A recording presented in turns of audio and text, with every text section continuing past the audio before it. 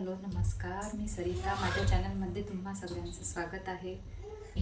तर आज मी करणार आहे पावभाजी, जी 100 रुपयाला बाहेर मिळते. 100 रुपयामध्ये फक्त एका जणाचं होते. तर घरी जर बनवली तर 100 रुपयात 4 जण खाऊ शकतात. चला मग बनवूया.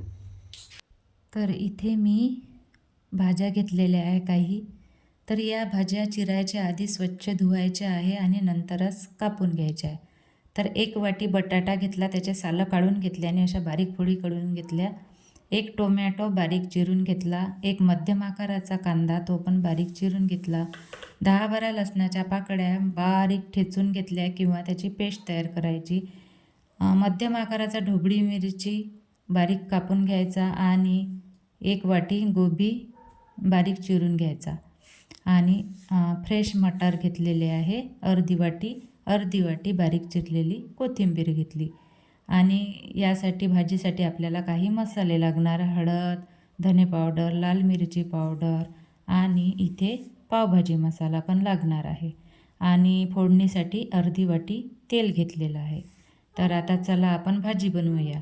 इथे गॅस चालू केला. गॅसची फ्लेम मीडियम ठेवायची. इथे अर्धी वाटी तेल टाकते. तर कुकरमध्ये भाजी करायची आहे आणि तेल तापलं की मोहरी जिरं टाकायची अर्धा चम्मच, तेजपान टाकायचं आणि बारीक चिरलेला कांदा टाकून 1 मिनटं परतून घ्यायचं. लगेच लसणाची पेस्ट टाकायची आणि 1 मिनटं परतलं की त्यात टोमॅटो टाकायचा. टोमॅटो सॉफ्ट होऊ द्यायचा आणि नंतर आपल्याला बाकीचे मसाले टाकायचे आहेत. तर हळद पावडर अर्धा चम्मच, धने पावडर 1 छोटा चम्मच, त्याचबरोबर लाल मिरची पावडर अर्धा चम्मच आणि घरगुती लाल मिरची पावडर पण अर्धा चम्मच. तर हे मसाले झटपट एकत्र करायचे. यातच अर्धा चम्मच किंवा 1 चम्मच पावभाजी मसाला टाकायचा. लगेच एकत्र करायचं आणि चिरलेल्या भाज्या ज्या आहे त्या भाज्या टाकायच्या. सगळं पटापट एकत्र करायचं. आपले मसाले जळणार नाही याची दक्षता घ्यायची. गॅसची फ्लेम लो ठेवायची. चवीनुसार मीठ टाकायचं आणि 1 ग्लासभर पाणी टाकून मध्यम आचेवर 3 शिट्ट्या काढून घ्यायच्या. तर इकडे आपल्याला 1 लादी पाव घेतलेला आहे मी आणि अमूलचं बटर घेतलेलं आहे. तर 3 शिट्ट्या झालेल्या आहे. भाजी शिजली. एक्स्ट्रा पाणी मी बाहेर काढते एका बाऊलमध्ये आणि आपली भाजी छान रईने घुसळून घेते. स्मॅशर जर असलं तर त्याने मॅश करायचं. माझ्याकडे होतं नाही म्हणून मी रईनेच घुसळून घेतली भाजी. मस्तपैकी सॉफ्ट झालेली आहे. आता याला तडका द्यायचा आहे. तर तडका पॅनमध्ये 1 चम्मच बटर घेतलं. बटरला थोडंसं मेल्ट करायचं आहे, जास्त मेल्ट करायचं नाही. बस थोडंसं मेल्ट झालं की यात लाल मिरची पावडर टाकायची आहे अर्धा चम्मच.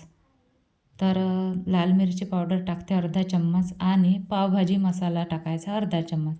लगेच एकत्र करायचं आणि हा तडका लगेच आपल्याला तयार केलेल्या त्या भाजीत टाकायचा आहे.